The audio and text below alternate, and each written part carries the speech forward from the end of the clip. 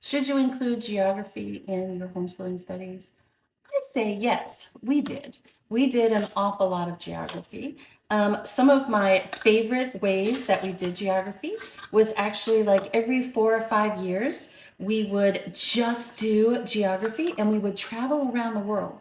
And so, what I mean by that is I would pick out like 15 to 20 different countries or continents, right? Countries that we wanted to learn about. And then every 2 weeks, we would focus on that particular country. So, like for instance, maybe we wanted to learn about France. We would spend 2 weeks learning everything we possibly could about France. Speaking of France, I am making my mom's, when I don't have time to roll out the dough beignets shortcut here. So anyway, you're in France, right? And so the first thing we would do is we would find it on the map and we would put like little stickers or something on our map there. And then we would draw the flag and we would hang it up. We would listen to the music of that country. We would learn about their culture, their religion. When the kids were older, we learned about their history and some of their politics and government and the kind of government that they had. We would definitely learn about the animals of that country and the different flowers because both of my kids were animal lovers. And then we would even learn some words from that country and try and speak some of their language.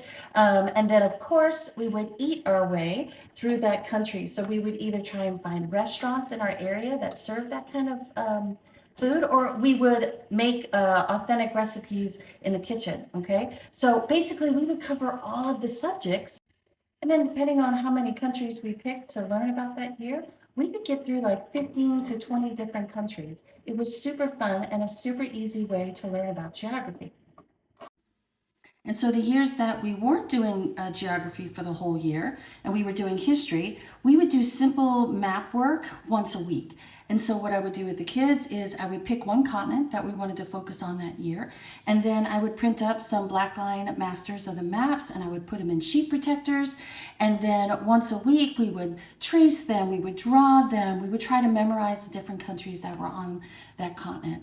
And it was super simple and it was a super easy way for us to learn different places around the world and to memorize map work and continents.